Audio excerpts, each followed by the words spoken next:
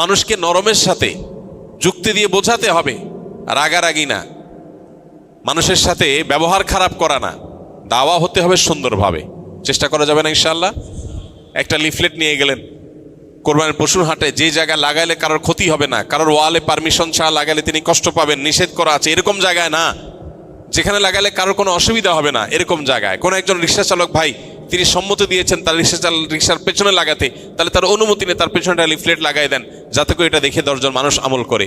একটা হারিয়ে যাওয়া সুন্নাহকে, একটা হারিয়ে যাওয়া বা বেশ কয়েকটা হারিয়ে যাওয়া আমলকে আমরা সমাজে পুনরায় জীবিত করার জন্য যদি কাজ করি, তাহলে আমাদের মর্যাদা আল্লাহর কাছে কত বেশি, এ বিষয়ে বহু হাদিস বর্ণিত হয়েছে। আমরা সেই মর্যাদা অর্জন করার চেষ্টা করতে পারি না ইনশাআল্লাহ? এই জন্য ভাইরা আমার, যারা এই কথাগুলো আমরা শুনছি অনলাইনে অফলাইনে, আমরা আরো কয়েকজনের কাছে পৌঁছে দিব। জিলহজের প্রথম দশক শুধু কোরবানির পশু কেনা বেচার দশক নয়, এই দশক ইবাদতের দশক, এই দশক আমলের দশক। নবী করিম সাল্লাল্লাহু আলাইহি সাল্লাম বলেছেন, মা মিন আইয়ামিন আল আমালুস সালিহু ফিহিন্না হাব্বু ইলাল্লাহ মিন হাযিহিল আইয়াম।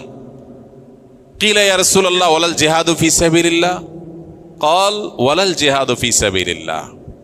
নবীজি সাল্লাল্লাহু আলাইহি সাল্লাম বলেছেন, জিলহজের এই 10 দিন, পহেলা জিলহজ থেকে 10 জিলহজ পর্যন্ত, এই 10টা দিন নেক আমল করলে আল্লাহর কাছে এর মর্যাদা, মাহাত্ম্য, ফজিলত এত বেশি যে অন্য কোন সময়ের অন্য কোন আমলে আল্লাহ এত খুশি হন না বা আল্লাহর কাছে এত প্রিয় না।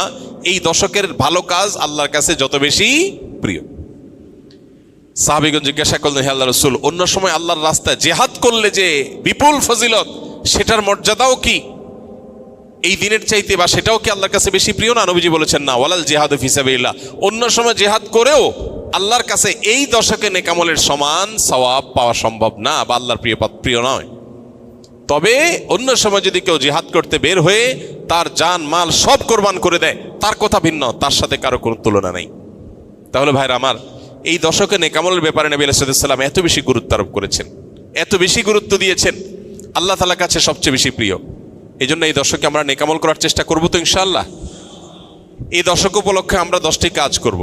নাম্বার 1, এই দশক উপলক্ষে সাধারণ যে নেক আমলগুলো আছে, রুটিন যে ভালো কাজগুলো আছে, এগুলো বেশি বেশি করব।